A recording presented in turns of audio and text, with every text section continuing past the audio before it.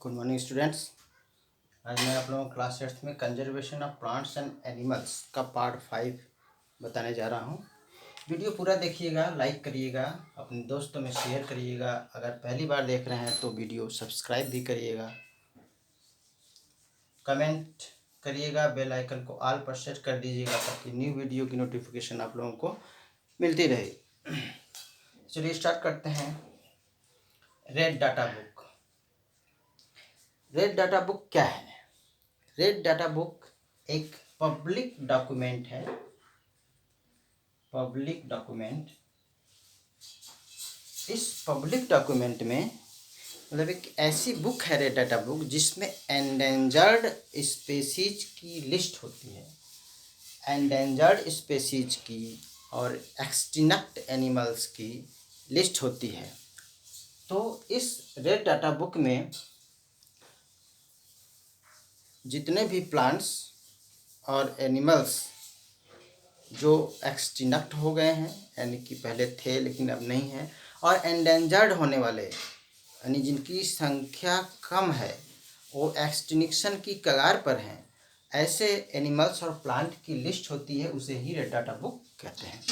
और इसमें सभी लिस्ट, इसको समय समय पर हम अपडेट भी किया जाता है। समय समय पर इसको अपडेट किया जाता है ताकि कितने एक्सटिंक्शन थे, अब कितने हैं, कितने एंडेंजर्ड थे और अब कितने हैं। तो रेड डाटा बुक एक ऐसी बुक है जिसमें एंडेंजर्ड और एक्सटिंक्ट एनिमल्स की स्पेसीज होती है। और अगला है माइग्रेशन। माइग्रेशन क्या है? Migration is the mass movement of animals and birds. Mass movement of animals and birds from one country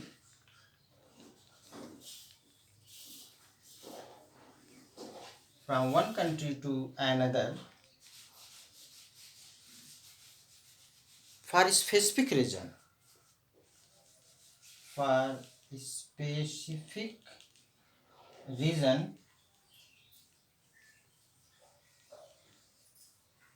किसी स्पेसिफिक, जब एनिमल्स एंड बर्ड किसी स्पेसिफिक रीजन के कारण एक कंट्री से दूसरे कंट्री में, एक एरिया से दूसरे एरिया में, एक रीजन से दूसरे रीजन में जाते हैं तो वह माइग्रेशन कहा जाता है। वह माइग्रेशन है। किस लिए जाते हैं? जैसे लेइंग एग्स देने के लिए, फॉर ब्रीडिंग के लिए, या फूड की तलाश में भी ये एक स्थान से दूसरे स्थान पर जाते हैं, और ब्रीडिंग के लिए और लेइंग एग्स, अंडे देने के लिए। जैसे साइबेरियन क्रेन है, ये बर्ड है, एक स्थान से दूसरे स्थान तक जाता है। और अमूर फाल्कन है, फिश है जैसे ईल, हिल्सा फिश है। ये ऐसी फिशेस होती हैं जैसे कि हिल्सा फिश है। जैसे मान लीजिए ये सी में रहती हैं, लेकिन इनके बच्चे सी में डेवलप नहीं कर पाते हैं, इसलिए ये रिवर में चली आती हैं, फ्रेश वाटर में। और कुछ ऐसे फिशेस होती हैं जो रिवर में रहती हैं लेकिन उनके बच्चे, उनके एग्स रिवर में सुटेबल नहीं हो पाते, जीवित नहीं रह पाते हैं, वहाँ पर ग्रो नहीं कर पाते हैं। तो एग्स देने के लिए वे रिवर में चले जाते हैं, और जब रिवर में वे बड़े हो जाते हैं फिर से वापस वो फ्रेश वाटर यानी कि रिवर में चले जाते हैं। यानी कि मेराइन वाटर में रहने वाले कुछ ऐसे एनिमल्स हैं जो मेराइन वाटर में रहते हैं लेकिन उनके बच्चे डेवलप करते हैं फ्रेश वाटर में, और कुछ फ्रेश वाटर में रहते हैं, उनके बच्चे डेवलप करते हैं सी वाटर में। इस तरह से सी से रिवर, रिवर से सी में वे माइग्रेट कर जाते हैं। अगला है रिफॉरेस्टेशन। Opposite of deforestation.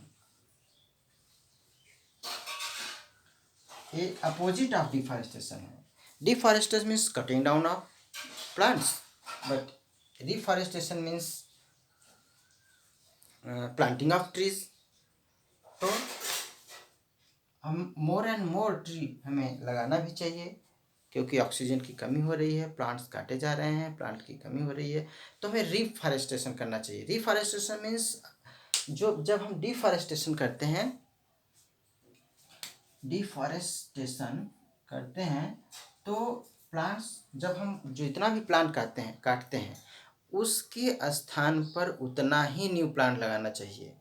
जो स्पेसीज काट रहे हैं उसी स्पेसीज की न्यू प्लांट लगानी चाहिए, ताकि फॉरेस्ट कटिंग भी ना हो, हम लोगों की आवश्यकता की पूर्ति भी हो जाए। जैसे हम अपनी आवश्यकता की पूर्ति के लिए फॉरेस्ट को काटते हैं, तो फॉरेस्ट को काटते हैं तो काटा जाए, लेकिन उसके स्थान पर दूसरा भी प्लांट लगाया जाए ताकि उसकी पूर्ति होती रहे।